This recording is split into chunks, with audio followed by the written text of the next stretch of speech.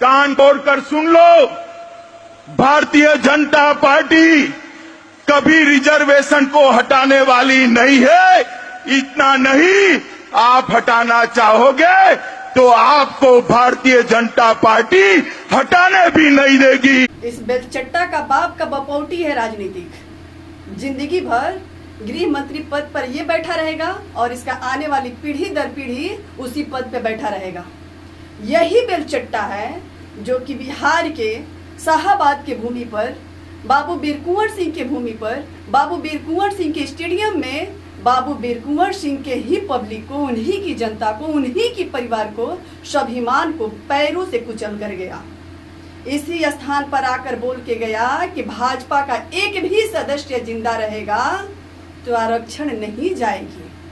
सारे सवर्णों को एकत्रित किया था और सभी को बुलाकर बैठाकर सभी को सिर पर 4-4 जूता मारा। शर्म आना चाहिए सवर्ण समाज के लोगों को कि जिसकी बच्चे के भविष्य को, जिसके बच्चे को, सपने को बेरहमी से कत्ल करता है और उसी को ये हमारे सवर्ण समाज के लोग पैर पकड़ के झूले रहते हैं। शर्म आना चाहिए, शर्म कीजिए आप लोग। अमेरिका के 35% डॉक्टर हमारे भारतीय हैं।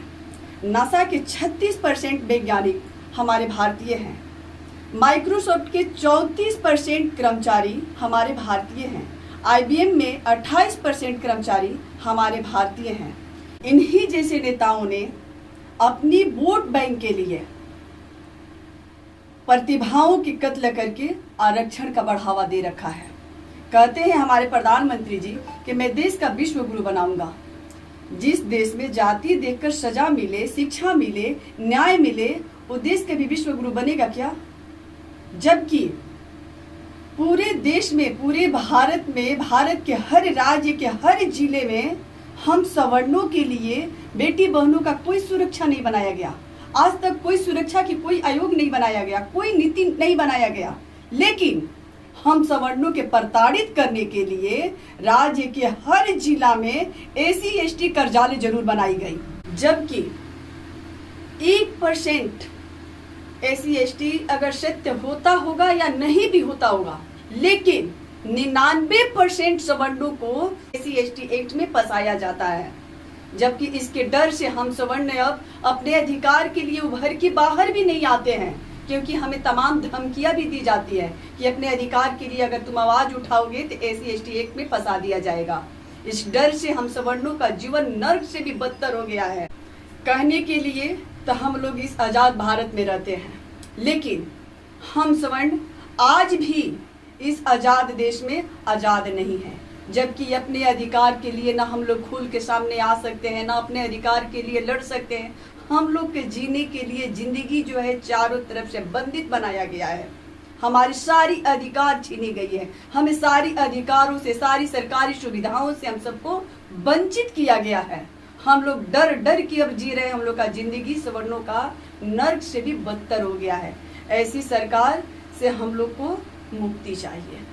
जबकि किसी भी समाज को चलाने वाले सवर्ण समाज के लोग ही होते हैं, क्योंकि इनके पास क्षमता होती है और त्याग होती है। इन्होंने त्यागा है। आप सभी जानते हैं, बच्चा बच्चा जानता है और इतिहास गवाह है कि देश को आजाद करने वाले ये सवर्ण समाज के लोग हैं। रणभूमि में जाकर अपने प्राण त्यागने वाले सवर्ण समाज के ही लोग हैं। सबसे मैं हृदय से आभार व्यक्त करती हूँ, नमन करती हूँ। उस समय हमारी जो देश की क्षेत्राणी थी, उन्होंने 12 साल के अपने बच्चों को भी नहीं छोड़ा था। तिलक लगा के रणभूमि में भेज दिया था देश के आजाद करने के लिए कि जाओ मर जाओ, लेकिन अपने देश के लिए मरो। और उन सवर्णों को ये सरकार, ये राजनीतिक नेताओं ने कहाँ रखा? जो ट्रेन चलती है उसकी जनरल बोगी में कि दब के कुछ के मर जाओ। जिन्होंने कभी रणभूमि को देखा नहीं, महसूस नहीं किया कि रणभूमि होता कैसा है, उनके लिए रिजर्वेशन रखा गया। बाहर ये ताली बजाने वाली है हमारे देश की सिस्टम पर और हमारे देश की सरकार पर कि हम सवर्णों का स्थिति देखिए। याद कीजिए सवर्ण समाज के लोग कि आपके पूर्वज इस देश के लिए क्या नहीं किए। जान तक नछावर दिए, बलिदान दे दिए अपने आप को, और आप लोग उन्हीं की औलाद, जबकि ये रूप बदली है, खून वही है। जबकि आप लोग भूल चुके हैं कि हम लोग उन्हीं की औलाद हैं और आप लोग आज किसी ना किसी राजनीतिक पार्टी के झंडा लेके पीछे से जिंदाबाद मुर्दाबाद जिंदाबाद मुर्दाबाद कर रहे हैं। शर्म कीजिए स्वर्ण समाज के लोग कि ऐसी नर्क भरी जिंदगी जीने से बेहतर है कि अपने अधिकार के लिए रोड पर आइए, अपने अधिकार के लिए रोड पर आइए। और आपके साथ मैं ये ऐलान करती हूँ राष्ट्रीय श्रवण क्रांति सेना की राष्ट्रीय अध्यक्ष पूनम सिंह, अगर आप लोग पसीना बहाइएगा तो आपके लिए राष्ट्रीय श्रवण क्रांति सेना खून बहाएगी, क्योंकि हम लोग तलवे चाटने वाले नहीं हैं। हम लोग तलवे चाटने वाले नहीं हैं। क्रांति आएगी, क्रांति एक बार फिर से आएगी। हम लोग अपने अधिकार के लिए रोड पर आएंगे।